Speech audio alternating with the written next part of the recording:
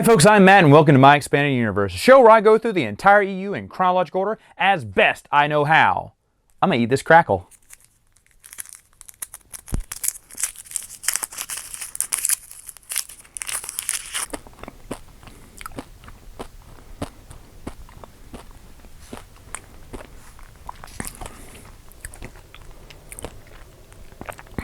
That was one good crackle. All right. I know you're like dying, right? When you saw the title, you went, he's talking about it. Today is the day. Yes, today is the day. We're going to talk about Hard Contact by Karen Traviss.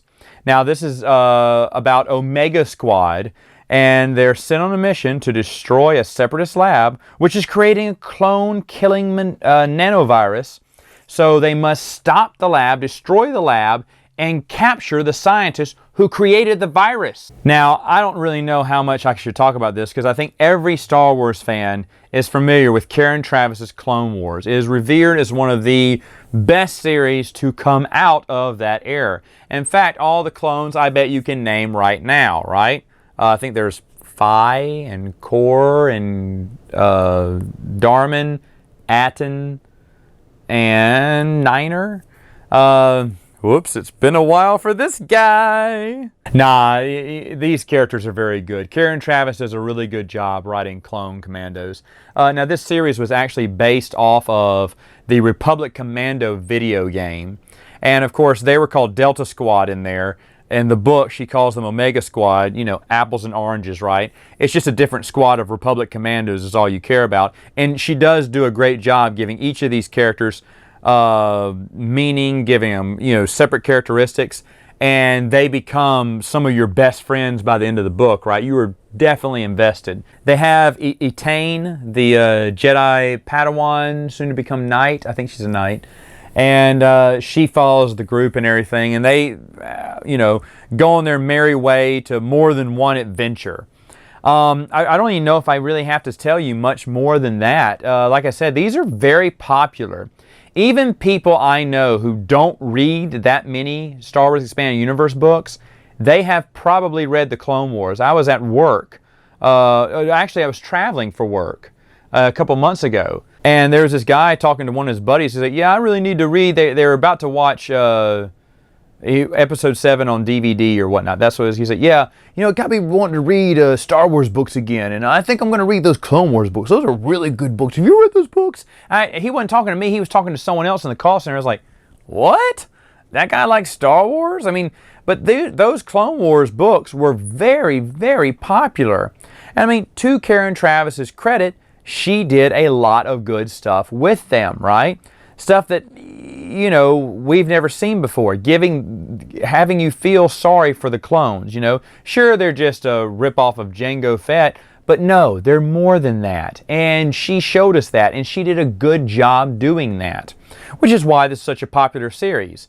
Now, the whole thing about Dave Filoni and Karen Traviss, you know, bumping heads and how she reacted to fans and all that kind of stuff, I'm going to talk about that later on when we get to other books, or probably at the end of this, I'll give you my thoughts on that series as a whole. But all that said, there is no doubt in my mind that these are the most popular books that ever came out during the Clone War era.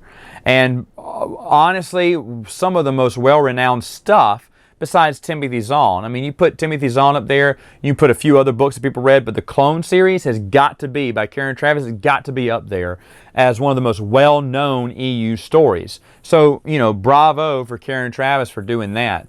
Now, she did also write a short story in the Star Wars Insider called Targets. It was in Star Wars Insider 81, and in it they handle a hostage crisis situation on Coruscant.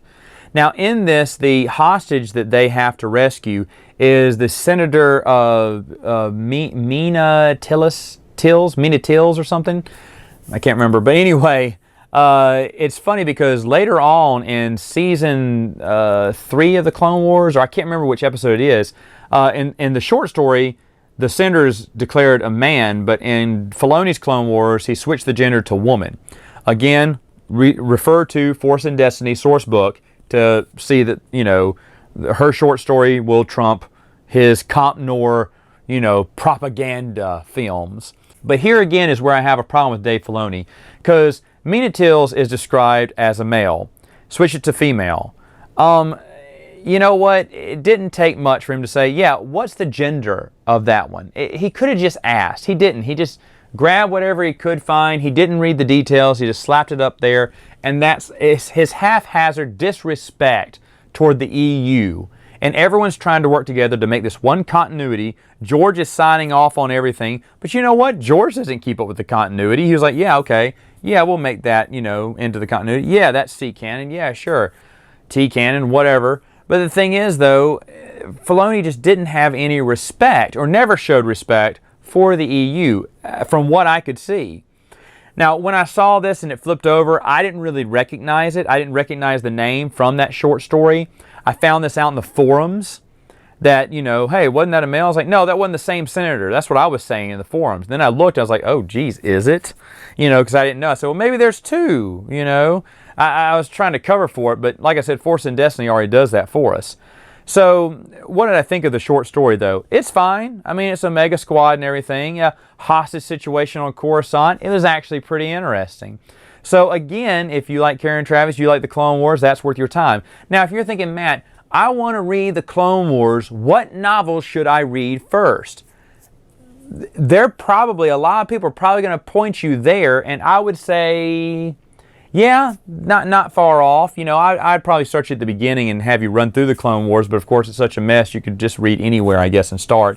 But a lot of people are going to say Karen Traviss's Clone Wars series, and Hard Contact in particular, should be the book you start off with if you care about the Clone Wars the most. And yeah, I agree. It's a really good book because it's got some, you know, nice dark adult themes and, you know, war and everything, and I really like it. So that's my thoughts on it, folks, and that is, of course, all the time I have for today. So I will see you next time with another video.